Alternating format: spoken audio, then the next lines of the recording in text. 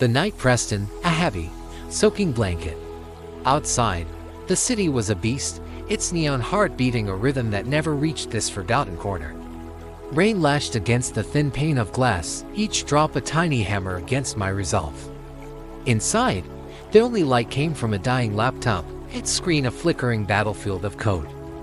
Line after line, I wrestled with the machine, my reflection a pale ghost with tired eyes staring back at me.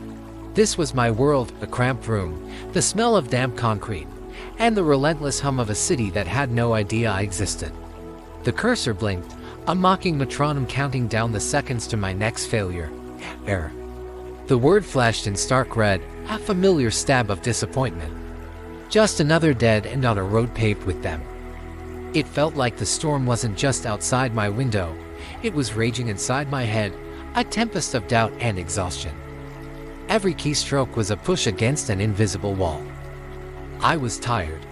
So tired of fighting, tired of the silence, tired of the feeling that I was screaming into a void. I leaned back, the cheap chair groaning in protest. Was this it? Was this all I was ever going to be? A boy in a hoodie, chasing a dream that felt more like a ghost with each passing night. School was a different kind of storm. The memories flicker back like corrupted files. A teacher's face, twisted in frustration, his voice booming across the classroom. You're wasting your potential. The words echoed in the long, lonely walks home.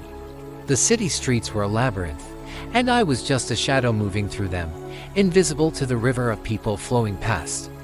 Then there were the other kids. Their laughter was sharp, a weapon that found its mark every time. Pushed against a locker, books scattered on the grimy floor. I was the odd one out, the quiet kid who preferred the glow of a screen to the harsh light of their world. They saw a misfit, a failure. And for a long time, I saw that too. I'd retreat into my own world, the one I was trying to build with lines of code. It was my only refuge, the one place where I felt I could control something, even if it was just a string of characters on a screen. But even there, the ghosts of their words followed me. Weirdo, loner. Each taunt was a bug in my own system, a glitch in my confidence that I couldn't seem to patch. The isolation was a heavy coat I couldn't take off. It felt like I was living behind a pane of glass, watching the world happen without me, always on the outside looking in. Back in the dim light of my room, staring at that fatal error message, something shifted. The red letters seemed to waver, to melt. I watched, mesmerized, as the pixels rearranged themselves. The stark, angry box of failure began to morph, twisting into something new, something beautiful. It was like watching a caterpillar become a butterfly and fast forward. The error code wasn't an end, it was a seed. From it, a new interface bloomed on the screen, an elegant design I had only dreamed of. It was my app, but not as I had planned it. It was better. It was alive. A glowing map unfurled, its continents traced in shimmering light. Little jet bubbles popped into existence, pulsing with a gentle energy. It was a network, a web of connection, born from a mistake. A glitch in the system had become the system itself. My heart hammered against my ribs, a frantic drumbeat of disbelief and dawning hope. This wasn't just code anymore. It was magic. It was a world where a mistake wasn't a stop sign, but a signpost pointing to an undiscovered country. In that moment, the exhaustion fell away, replaced by a surge of adrenaline.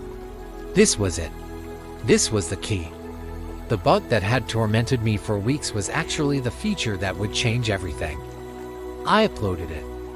With a trembling finger, I hit the button and sent my accidental creation out into the digital ocean.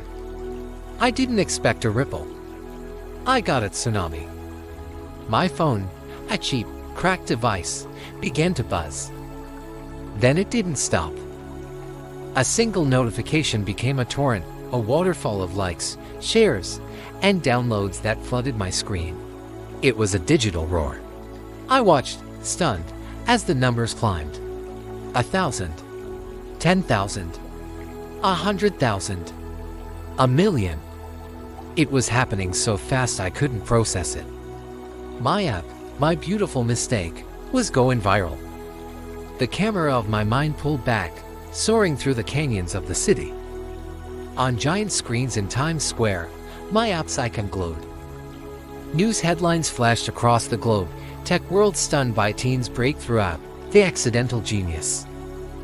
The world, which had been so deaf to my struggles, was suddenly shouting my name. I could almost hear the cheers from crowds I'd never met, see faces light up as they discovered this new way to connect. The world wasn't just reacting, it was embracing it. The speed of it all was dizzying, a blur of motion and light. The city that once felt like a monster now felt like a playground, its skyscrapers monuments to a future that was suddenly, unbelievably, mine. It was a tidal wave of validation, washing away years of doubt and loneliness in a single, glorious moment. The world changed. Or maybe, I changed. The cramped room with the leaky window gave way to a sprawling office of glass and steel, high above the city. The view from here was different.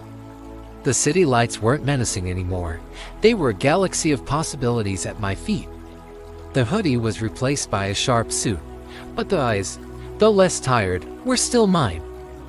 I was surrounded by a team, by people who believed in the vision that was born from that late-night era. Flashes from press cameras became the new rain, a constant storm of attention. Everywhere I looked, I saw my app's icon glowing on screens, a symbol of connection in a disconnected world. One night, flipping through channels on a massive screen in my new office, I saw a familiar face. It was my old teacher. He was being interviewed on the news, a look of utter shock on his face as he talked about the student he once called a failure. A small, quiet smile touched my lips. It wasn't about revenge. It was about realization. They had all seen a mistake. But what they didn't see was the invention hidden inside it. The transformation wasn't just about the money or the fame. It was the quiet confidence that came from knowing that your greatest weakness can become your greatest strength.